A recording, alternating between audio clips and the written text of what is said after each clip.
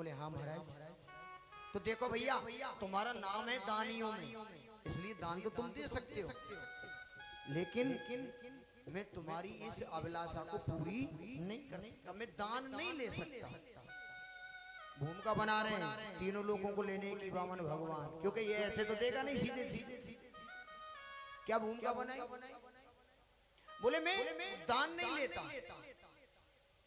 अरे महाराज दान क्यों नहीं लेते? अरे बोले अकेला शरीर है यार, दान लेके क्या करूंगा, हाथ में कमंडल है, जल पी लेता हूँ, चरणों में खड़ा हुए, छाता है, ये माला है, कमंडल सब कुछ है मेरे पास, अकेला हूं, क्या करूंगा दान लेकर? बोले महाराज एक काम करो कि अकेले हो जब ही तो तुम दान नहीं ले रहे हो, तुम शादी कर लो, तब तो दान की जरूरत पड़ेगी। वामन भगवान कहने लगे राजा बलि दान वान बाद में दे दीजिए, पहले हमारो ब्याह ही कर दे। पर एक बात बता, ब्याह तो कर देगा, वो ब्राह्मणी रहेगी कहाँ, मेरे पास मकान तो है नहीं। बोले चिंता मत करो, सोने का महल बनवा दूंगा। बोले ठीक है। तो एक बात बता, खाने की व्यवस्था क्या करोगे? बोले चिंता मत करो, दोनों समय में तुम मेरे भंडारे में भोजन प्रसाद पाना। अच्छी बात है। तो एक बात बता,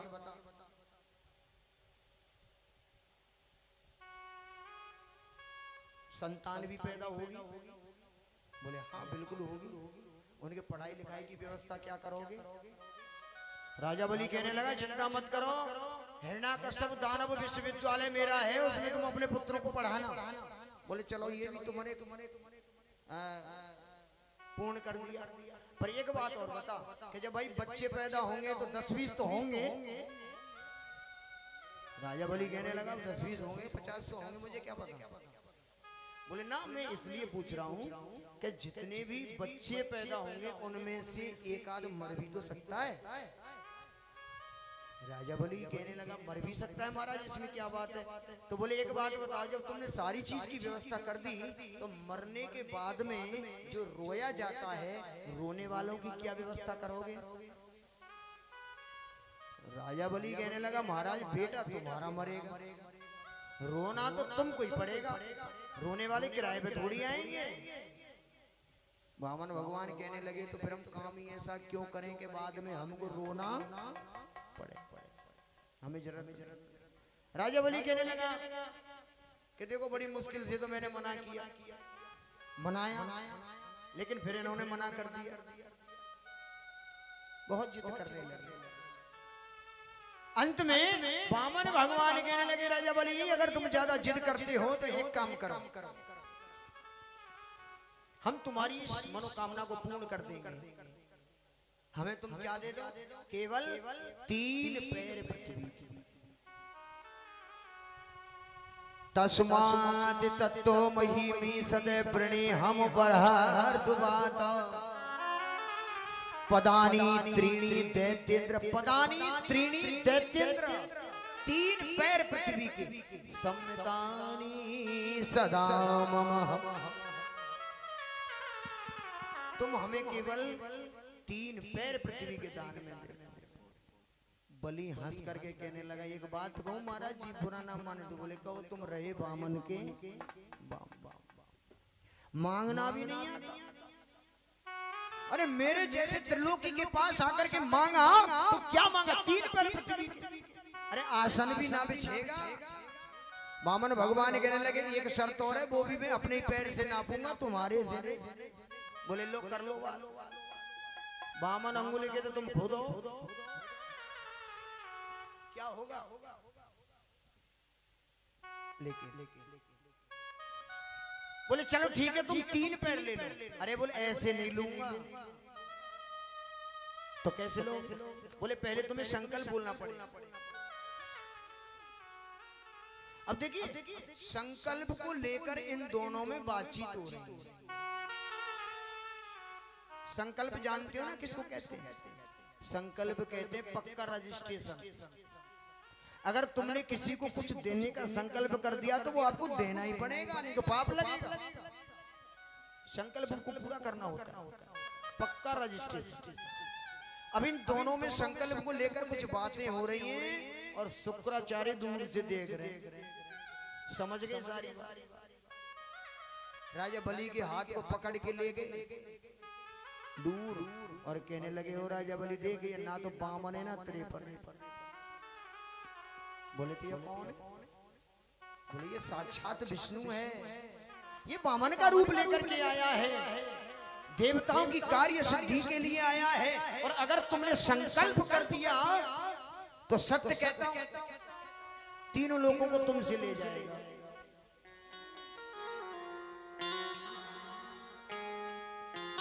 राजा बलि के तेरे द्वार खड़ा भगवान, भगत भर दे वो दोनों बातें कर रहे हैं और इधर बामन भगवान कहने लगे, क्या गट भरी दे झोली, तेरे द्वार खड़ा भगवान, भगत भर दे झोली, भगत भरी दे तेरे द्वारे खड़ारी भगवान, भगत भर दे रे झोली, भगत भर दे रे झोली। तेरा होगा बड़ा एहसान, हो तेरा होगा बड़ा एहसान, के युग युग तेरी रहेगी शान, भगत भर दे झोली, भगत भर दे तेरे द्वारे खड़ारी भगवान, भगत भर दे रे झोली। जय हो।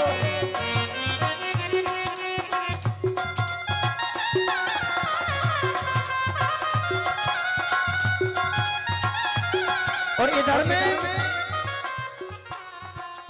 गुरु शुक्राचार्य कहने लगे राजा बलि से, ओ बलि संकल्प मत बोल देना। बोले महाराज मैंने तो वादा किया है, 3 पैर पृथ्वी देने का संकल्प भी बोलना पड़ेगा। वो बोले सुन, मना कर दे। और मैं तो ये कह रहा हूं कि मना तो क्या, तू तो सीधी सी ये बात कह दे कि महाराज दान लेने की और देने की तो कोई बात ही ना हुई। गुरु शुक्राचार्य कहने लगे बिल्कुल मना कर दो। राजा बलि कहने लगा कि मुझे पाप लग जाएगा, मैं झूठ बोलूंगा। तुम कैसे गुरु हो जो झूठ बोलने की प्रेरणा दे रहे हो? झूठ नहीं बोल सकता मैं। लेकिन गुरु शुक्राचार्य कहने लगे, हैं बेटा 8 जगह ऐसी होती हैं जहां एक बार झूठ बोलने से पाप नहीं लगता है। जय हो।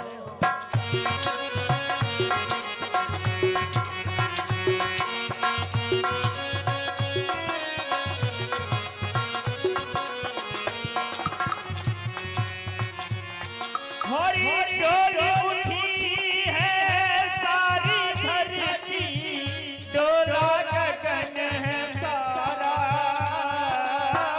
डोला गगन है सारा, डोला गगन है सारा।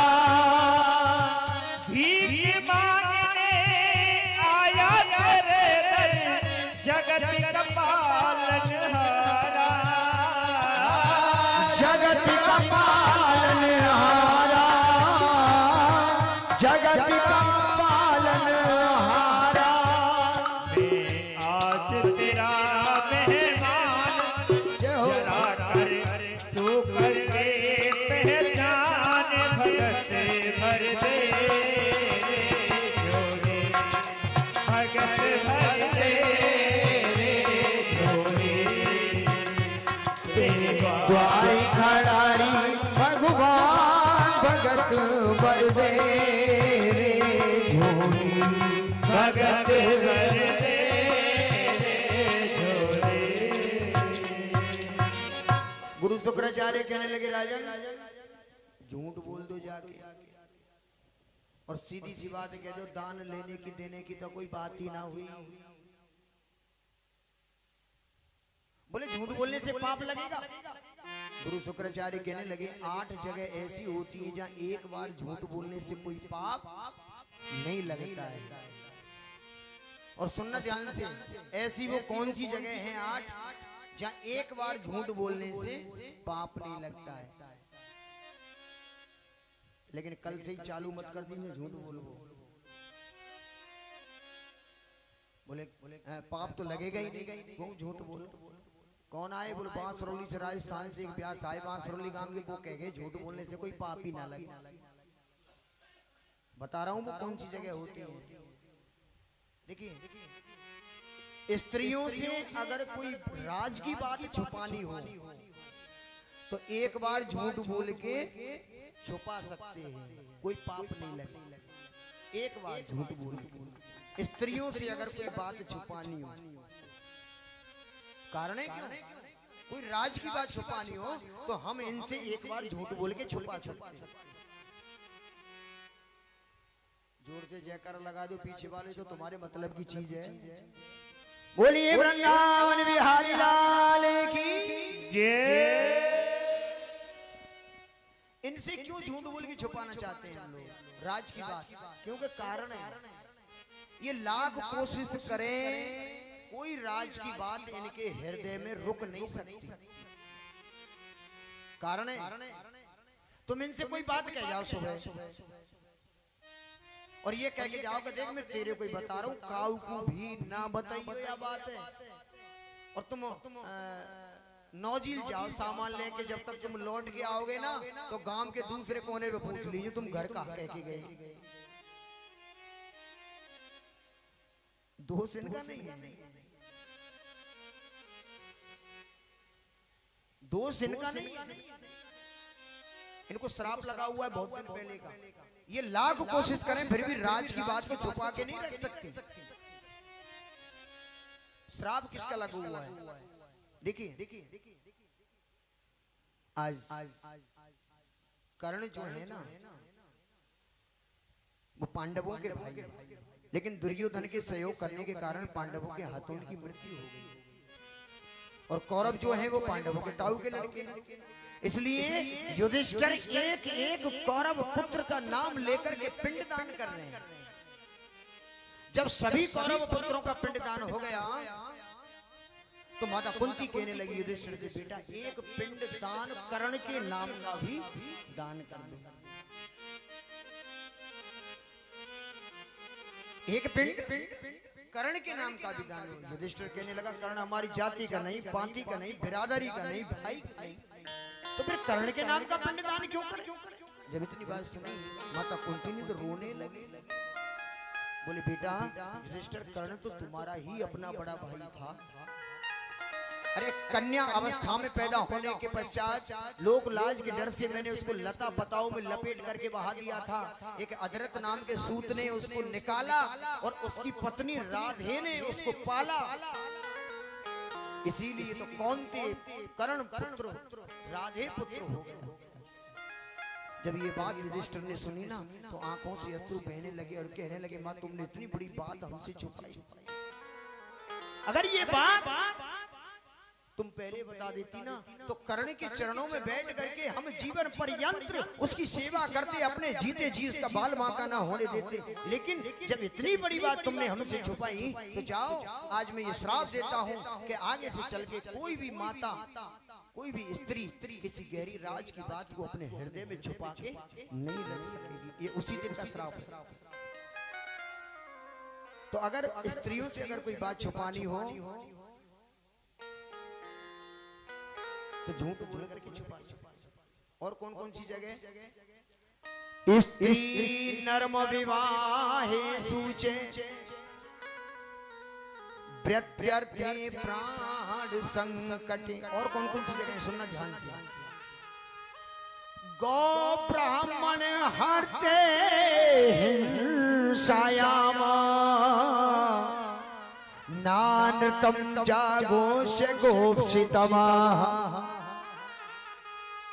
देखिए अगर किसी बेटी का विवाह नहीं हो रहा है, केवल बेटी का, बेटे की बात नहीं कर रहा हूं, किसी की बेटी का विवाह नहीं हो रहा है, और अगर एक बार झूठ बोल के हम उसका विवाह करा सकते हैं तो एक बार झूठ बोलने में कोई पाप नहीं।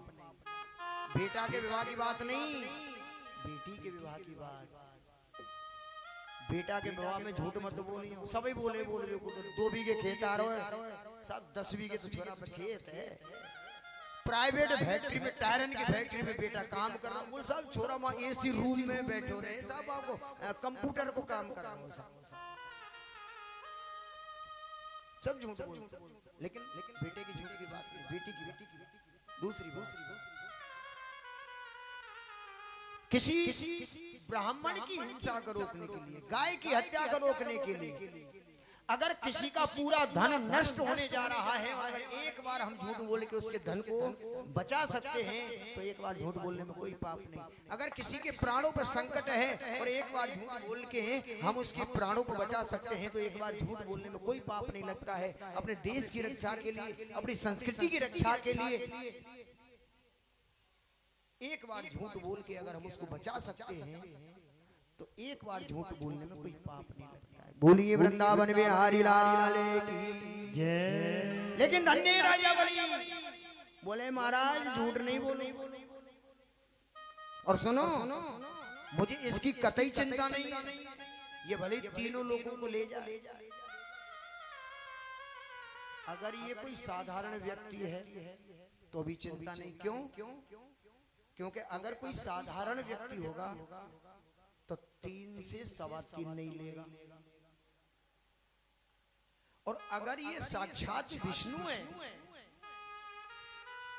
तो भी, और तीनों लोगों को मेरे से ले जाए फिर भी मुझे चिंता नहीं, मेरे तो दोनों हाथों में लड्डू है।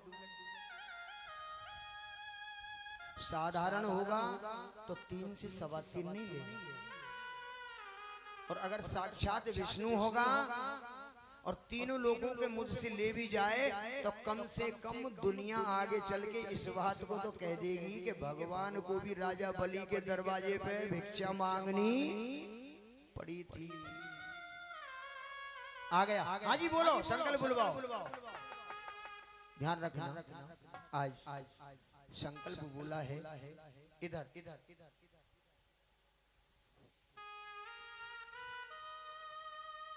गुरु शुक्राचार्य ने मन में विचार किया